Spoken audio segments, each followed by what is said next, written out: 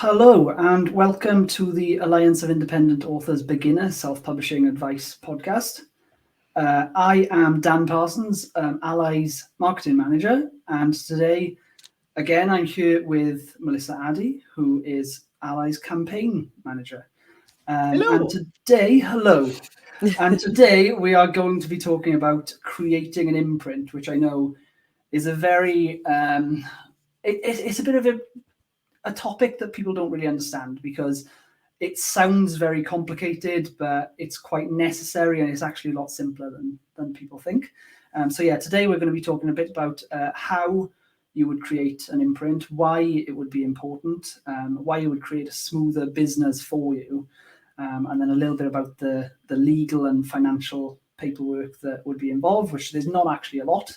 Yep, minimal. Yeah, and then anything else that we come up with along the way that we think would be useful. Melissa, I think you should probably kick us off with just a little bit of background around the idea of an imprint and why it's important to create imprints as brands. Do you want to go ahead? Okay, so what you're doing with an imprint really is you are creating a separation between you as the author, so you're writing these books, and you as effectively a publisher. You are creating a publishing business, and so you need also to have a publishing hat on, and your imprint is essentially your publishing house.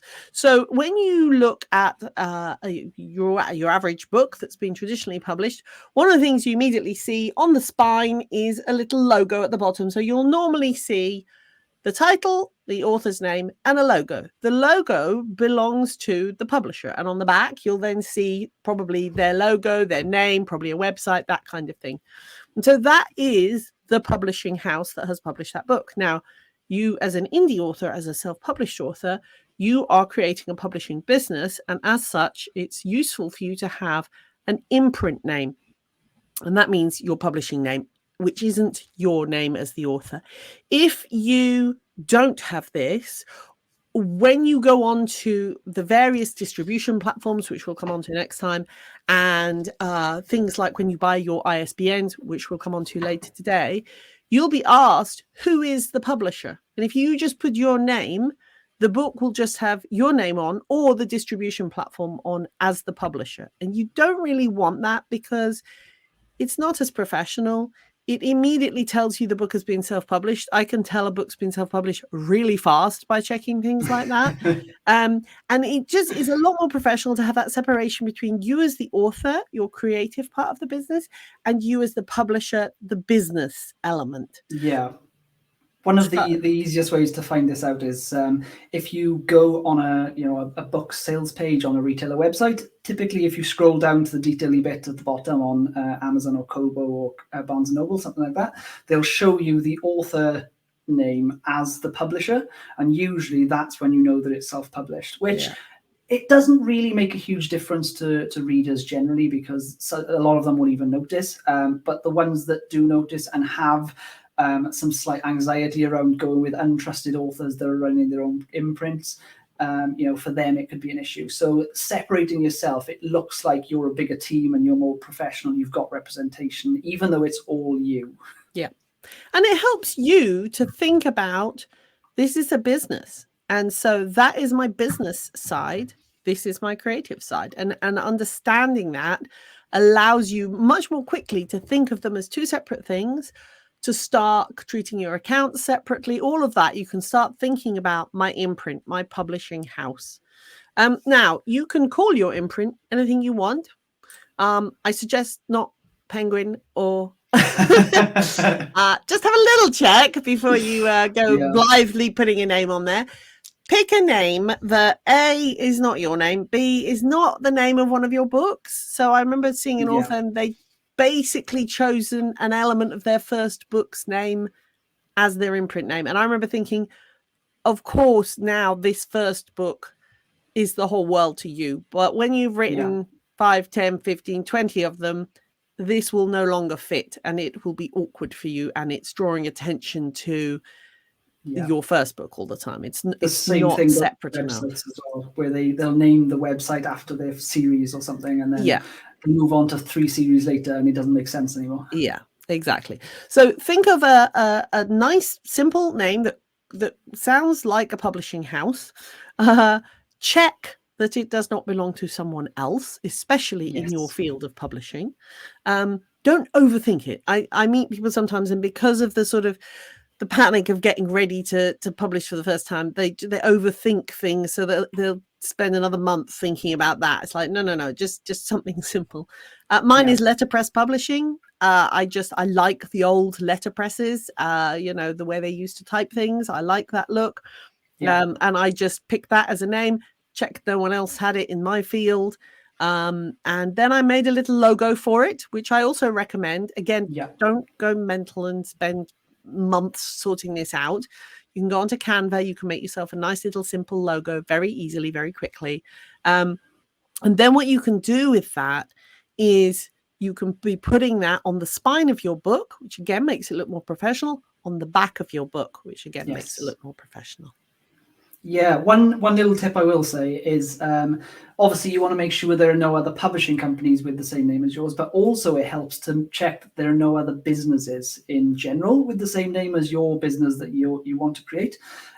So what I tend to do here in the UK is I will go on the government website where you can check for limited companies, and then you just do a name check. And if it's anywhere near somebody else's name in terms of the characters, they'll flag it up as too close, and then you're going to be within, infringing on their IP.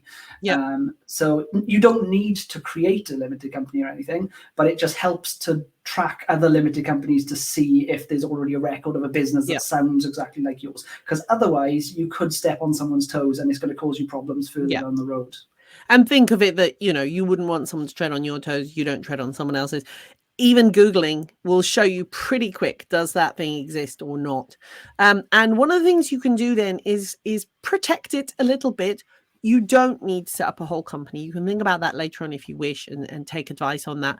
But what you can do is to give it a few small means of protection. One is I bought the .com for my letterpress publishing, purely because then when someone goes and looks to buy that and they see it's already bought, they'll be like, okay, so someone's got that. So that was a small protection, and I pointed that towards my own author website. So it's a live thing and it will go to a live website.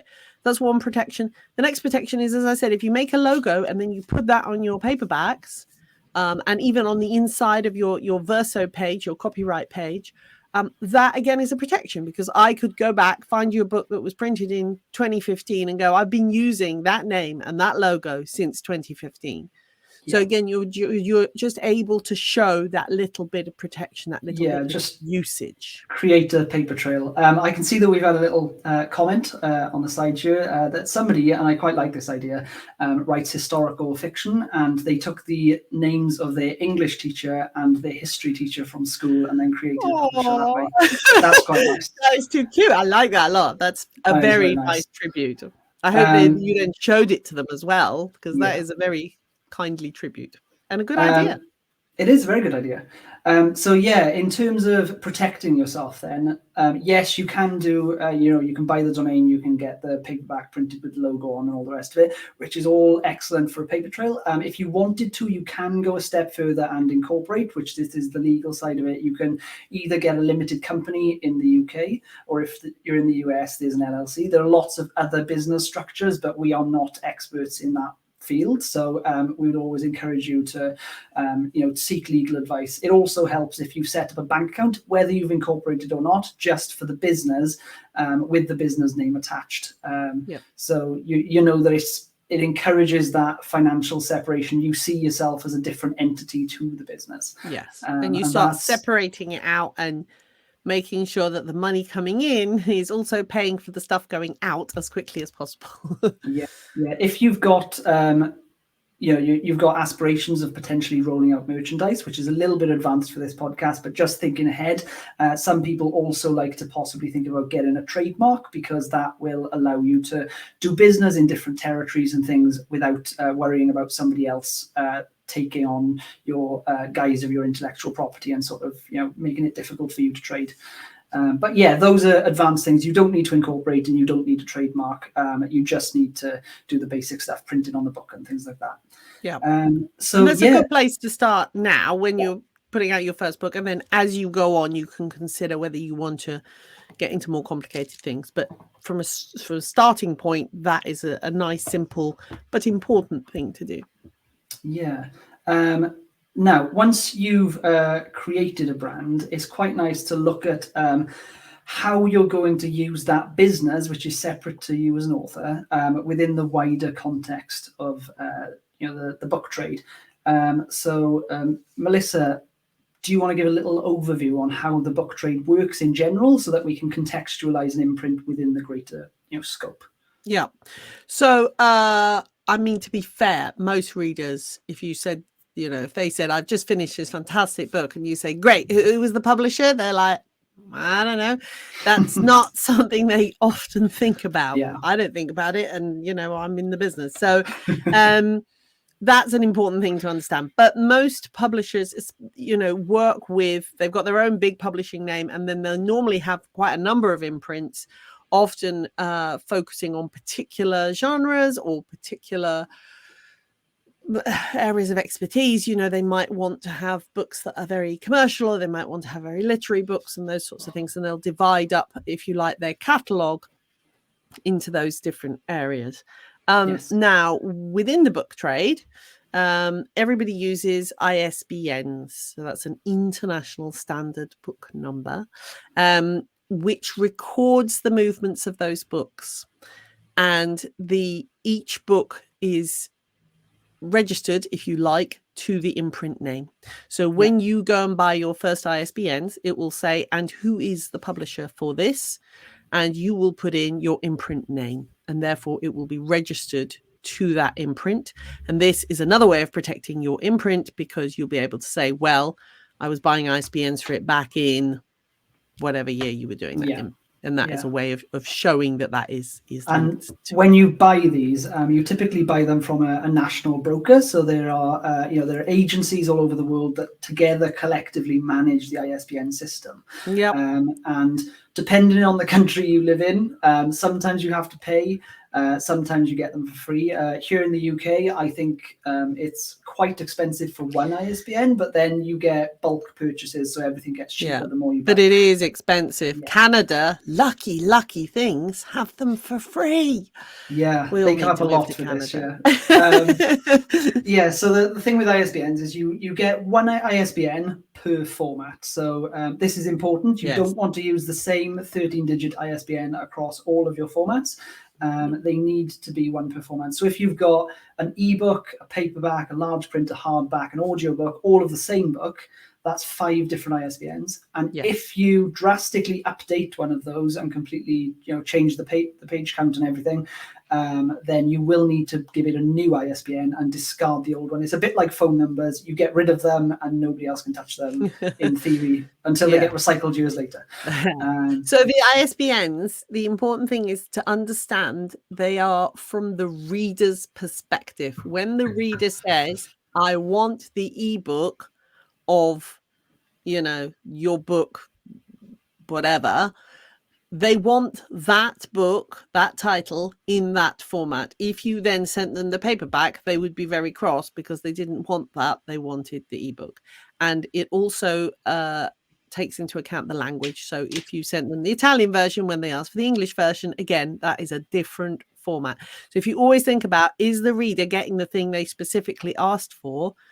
That is the best way to understand it. Whereas, for example, if 2 printers both printed the same identical paperback files, that is one ISBN, because again, is the reader getting what they asked for Yes, they are. Yeah. Do they care who printed it? No, they don't. In the same way that if you're uploading ebooks across the range of different retailers, you can upload the same ebook to Amazon, Kobo, Barnes and Noble, Google, all of them, with the same ISBN. It's only if the interior file and the covers are different that then you give it a different ISBN. Yes. But yeah, generally they're the same. And the reason that this is used in this way is because you want consistent metadata across all different retailers and stuff. So some authors will argue that you don't need an ISBN. And that is a valid argument if you've got a very limited business model. So if you're only selling on one retailer and they give out free ISBNs, then you can sort of get away with it. Yeah. But the minute you go on to more than one retailer, or you want lots of formats and it gets a little bit more complicated, you want to control your own ISBNs because you can control the metadata across all of them, because there are issues with control if you don't have the ISBNs associated with the format. Yeah, it's really important, I think, especially if you're thinking this is going to be, a long-term writing business, to have your own ISBNs, to have that control and that knowledge of where are they all and what are they all doing, rather than the sales data being recorded by a system that isn't yours and that you can't check up on. Yeah. And there is also the added benefit that if you own your own ISBNs, you can reach every distribution system, and you can go out to all these different ecosystems, because there are certain ones like mainstream bookshop print distribution through Ingram or something like that, where they don't provide ISBNs necessarily, so you have to provide your own, which in the UK we would have bought from Nielsen, or in the US I think it's Boca is the big one. Yep. And then you sort of provide your own, so you can access certain areas of the book ecosystem that other people can't if they're borrowing ISBNs. Because if they have a free ISBN from, say, Draft Digital or Amazon or someone like that, then they can't use that ISBN anywhere else because it's not theirs. It belongs to the platform, not to you and your format.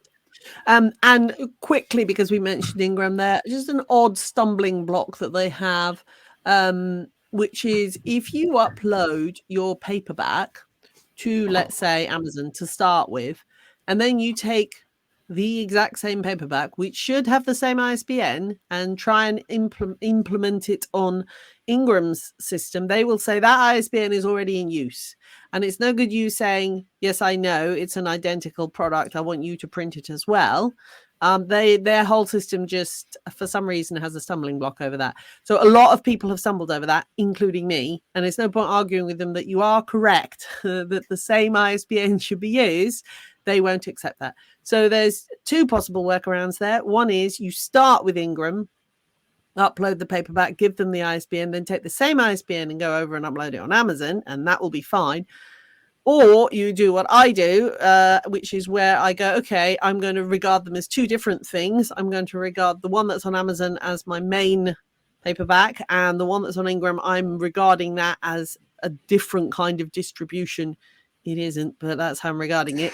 And I'll give it a different ISBN. But that's got its risks, because it can then appear on Amazon as two different products when in fact there's just one.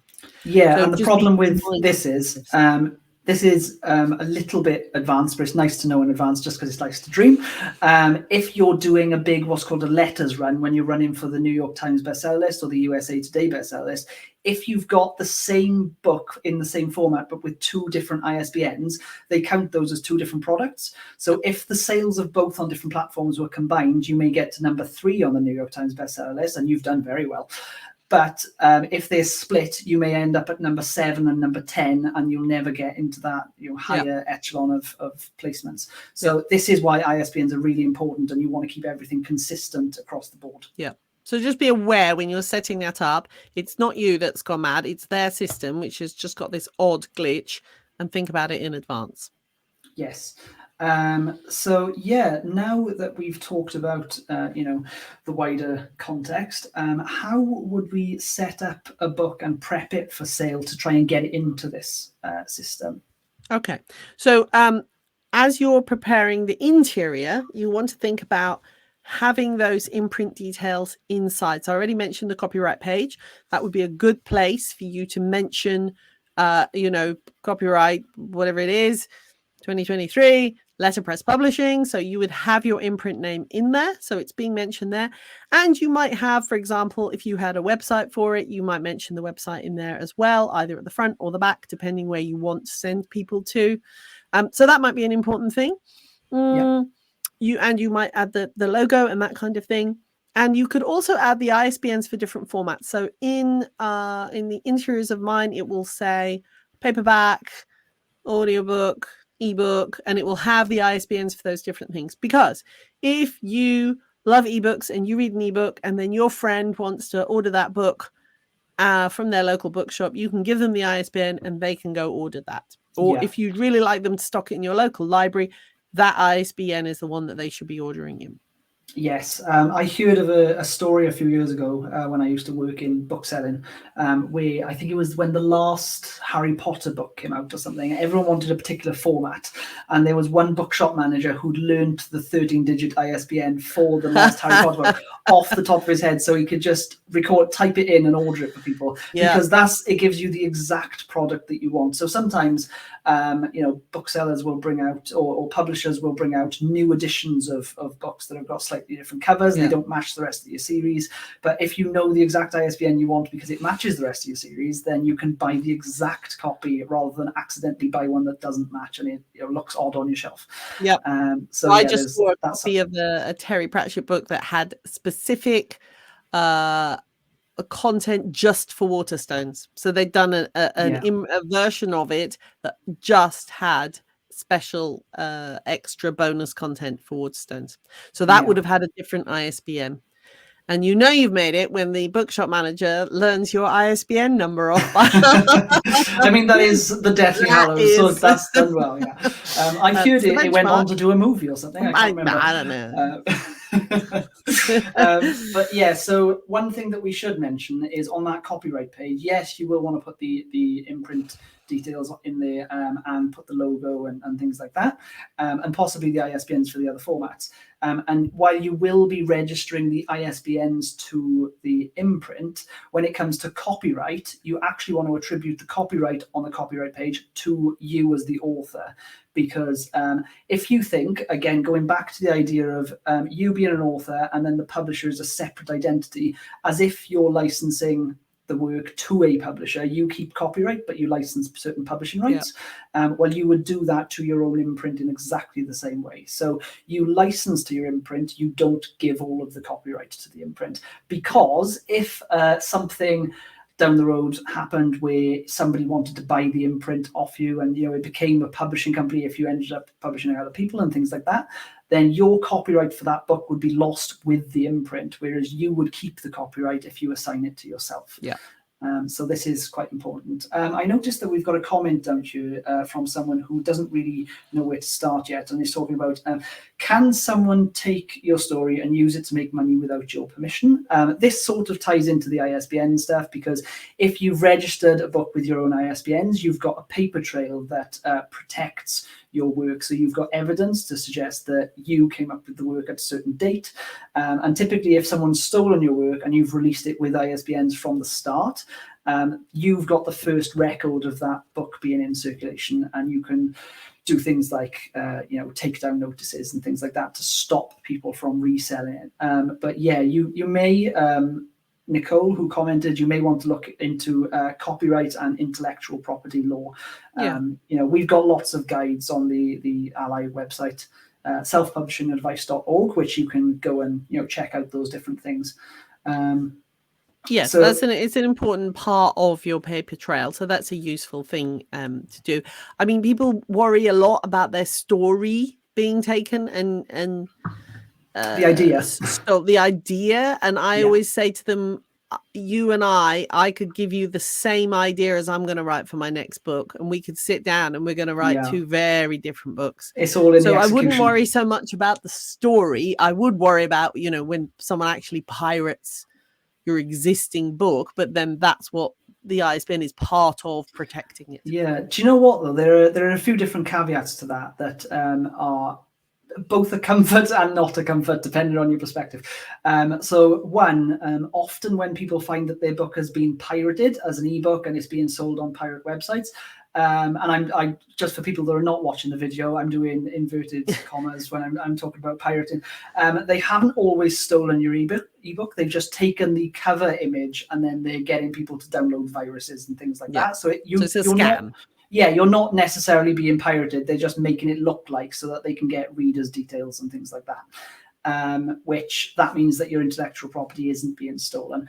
Also, and this is quite an encouraging fact, there's a study that was released a few years ago that suggested that any author or musician or any creator of any sort, when they do very well on pirate sites, in terms of they don't get anything from it, but they're ranking quite highly on popularity for pirate sites, they tend to see a big surge in real world sales as well, because it's essentially reaching a reader demographic that you wouldn't reach anyway, because they only ever pirate books. So they're still pushing you with word of mouth, and you're getting money off the people that do buy books and support creators. So while we don't want people to pirate our books, be comforted in the fact that if it ever happened on a large scale to you, you're probably going to do very well off the back of it. Yeah, it does hurt though. If you ever see your book on a site where it shouldn't be, there is a very angry moment where your teeth are very much gritted. But yeah, it's a fair point, both of those. So, take heart. So yeah, when it comes to the book creation itself, by the way, in terms of prepping it for mainstream distribution with your imprint, yes, you'll want all that stuff on the back. You don't necessarily need to buy a barcode though. So a lot of people, they struggle with the idea of, do I need to buy a barcode from a particular service? And, the ISBNs, yes, you'll need to do that. But typically there are online free barcode generators where they take your ISBN and they add a barcode that's unique to that ISBN underneath it. You can either, if you work with a cover designer, typically they know which tools they can use and they can add the barcode to your book for print. Or if you're going through certain printing distribution channels, you can leave a white blank space on your back book cover and they will add in the barcode that is associated with your ISBN. So that's not something that needs to cost you money necessarily. Yeah, that's a good point. And also a quick reminder not to put the price on the back of the book. This is a common thing that you'll probably have seen on traditionally published books. And so you'll be thinking, oh, I should put the price on the back of the book. But what that does is take away your flexibility to change the price, which is a fantastic flexibility to have. Because things like print costs go up, as they've done recently. And also just because it allows you the freedom to move that price up and down to find the right place for you, to do promotional work, all of that. So don't be printing the price on the back of books, I would say. We've got a question here in the comments that says, is it worth using separate imprints for different genres, and can imprints use ISBNs off a main imprint, which I think is supposed to be a parent publishing company?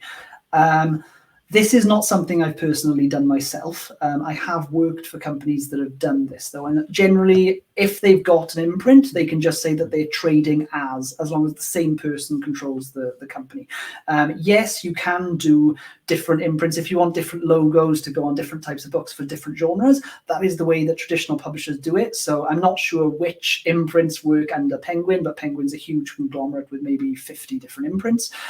So if they want to bring out a literary fiction book, yes, they've got literary fiction authors on a roster somewhere for a literary fiction imprint, and then they've got branded logos and things that go with that so that it matches across all of the literary fiction, like Wordsworth classics and things like that. And then if they wanted to go with, sweet romance or erotica or fantasy, they've got different imprints. You don't need to, because if you've got your own imprint, it doesn't really matter, because like we said, readers don't really look. But if there's a really strong imprint brand, like Mills and Boon, for example, then you know it's going to be a romance. You could do that, and you could use the ISBNs that you own across the board if you wanted to.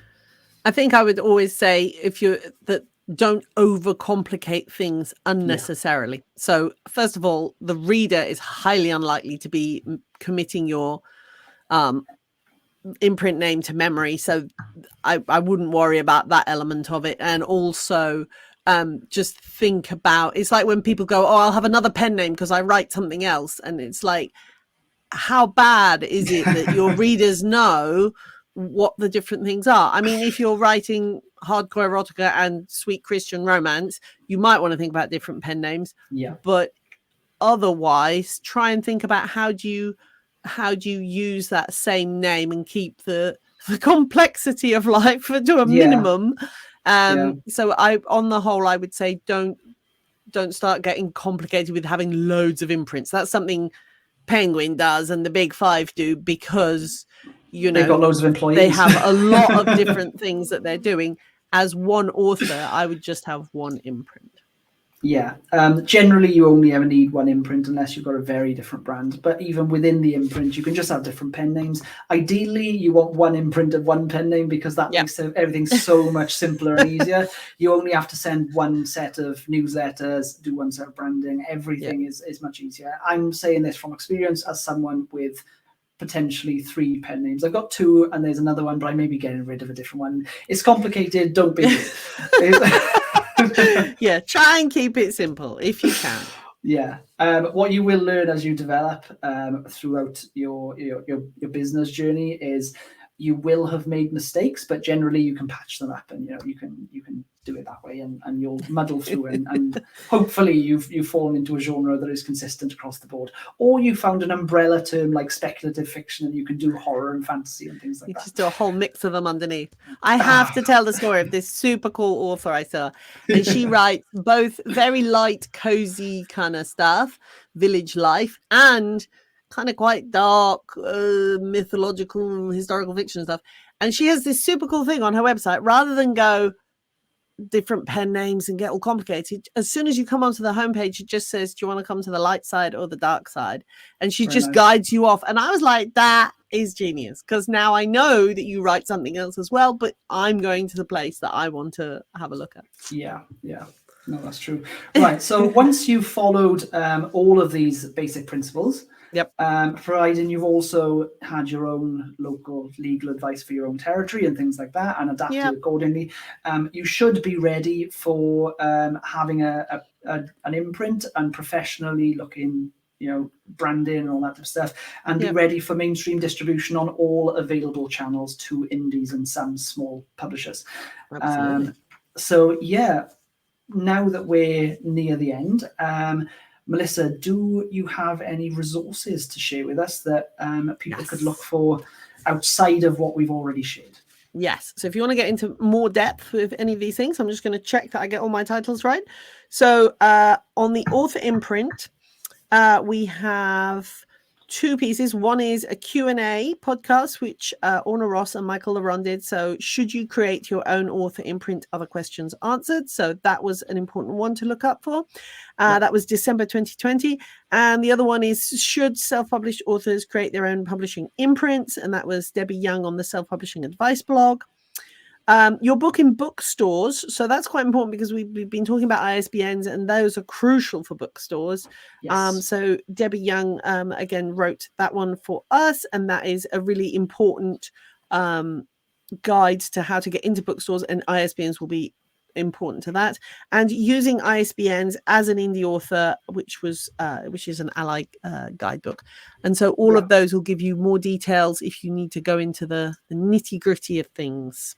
Yeah, and what you'll find is if you look through all of our guidebooks, which are available for free to ALLi members, or you can purchase them through the website if you're not an ALLi member, is that they've all got overlapping bits and pieces. So there's some territory that one book will cover that merges into another. So if you want to look into libraries, we've got guides on those. If you want to look into bookstores, we've got guides on those. ISBNs, we've got that guide as just mentioned, and they all sort of have overlapping themes and stuff, but it's just such a big area that it doesn't matter if you don't know everything. A bit like the imprint, you don't need to know everything right now. You just need to learn the little bit of information to get one step ahead of where you are, and then you can learn the next bit after that. I think this is something that the more you get, the further along your writing and publishing journey you go, the more you realize you do not have to learn everything in advance. You can learn the things that you need to know right now. So that's why on this podcast we really take it step by step, and we just do the bit that you need to know for now. Yeah, as an indie, mistakes are temporary, not permanent. Yes, So, this is the good thing. Yeah. And next time we're going to talk about formats, all the different formats that are available, and distribution, as in how you actually get those different books formats out there. And we may even give you a framework for where to go to make the most money per book and things like that, and what order you want to be distributing in. And there are lots of different ideas and strategies that we can talk about next month. So we will see you, I believe, on what day is it today? Tuesday? On the first Tuesday of next month. So we'll see you on the first Tuesday of February 2023. Happy New Year, everyone. We didn't mention this at the start.